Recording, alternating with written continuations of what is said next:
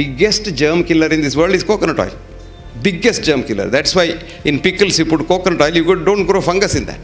మనం పికిల్స్ గురించి చెప్పాలి అంటే అనారోగ్యానికి భయపడి కానీ మరి ఇంకో రకంగా కానీ పికిల్స్ ఇప్పుడు వాడలేకపోతున్నాం, కానీ పికిల్స్ని వదలలేకపోతున్నాం కూడా. తెలుగు ప్రజలు చాలామంది పికిల్స్ సంబంధించిన ప్రత్యేకమైన మామిడి చెట్లు కూడా పెంచుకుంటూ ఉంటారు. పికిల్స్ పట్టుకునే రోజుల కోసం 1000 కళ్ళతో చూస్తూ ఉంటారు. జనవరి ఫిబ్రవరి ఎప్పుడు వస్తుందో కొత్త పికిల్స్ ఎప్పుడు పట్టుకుంటామా అని.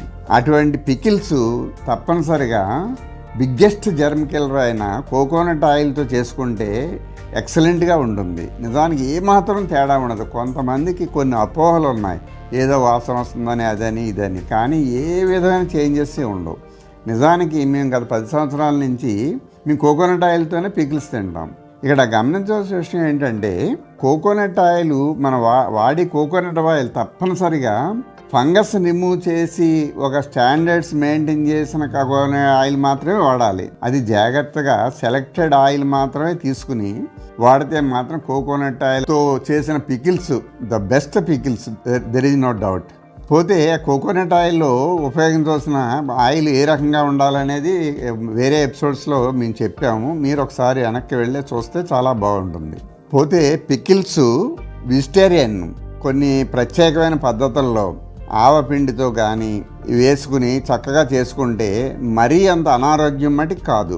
నాన్ వెజిటేరియన్ ఏమాత్రం సమర్థనీయం మటుకు కాదు పికిల్స్ విషయంలో. పికిల్స్ ముఖ్యంగా 1 సంవత్సరం కాలం పాటు ఏ విధమైన ఫ్రిడ్జ్ అవసరం లేకుండా మనం చక్కగా మెయింటైన్ చేయగలిగితే సంవత్సరం పాటు ఏ విధంగా పాడవకుండా చక్కగా నీట్గా ఉంటుంది. In America today, coconut oil is a treatment for Alzheimer's disease with very good results.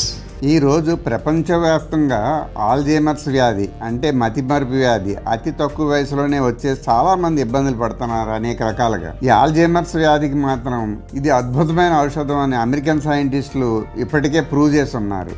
Prove చేయడమే కాకుండా లక్షలు పెట్టి ఖర్చు పెట్టి ట్రీట్మెంట్లు అవసరం లేకుండా ఈ కోకోనట్ ఆయిల్ తీసుకోవడం వల్ల మంచి ఫలితాలు సాధిస్తున్నారు. చక్కటి ట్రీట్మెంట్గా అందరూ ఒప్పుకుంటున్న విషయం ఇది.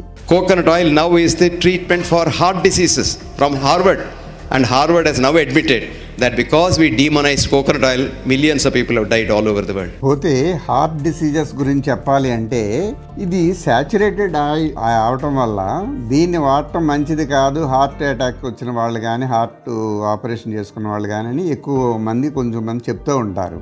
కానీ ఇది యాంటీ హార్ట్ డిసీజెస్కి బాగా ఉపయోగపడుతుంది. కేరళ సైంటిస్టులు చాలామంది ప్రూవ్ చేశారు. ఈ మధ్యన సత్యనారాయణ రాజు గారు అనేక వీడియోల్లో చెప్పడం కూడా మనం విన్నాం.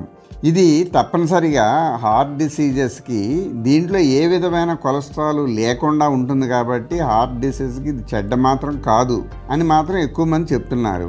ఒకసారి కన్సల్ట్ డాక్టర్ గారిని అడిగి దాన్ని తీసుకుని హార్ట్ డిసీజులకి ఇది వాడటానికి అనుకూలమైంది తప్పనిసరిగా. అదే విషయాన్ని మన బిఎం హెగ్డే గారు కూడా ఇక్కడ చెప్తూ ఉన్నారు. Please subscribe the video and send it to your friends and relatives. Thank you.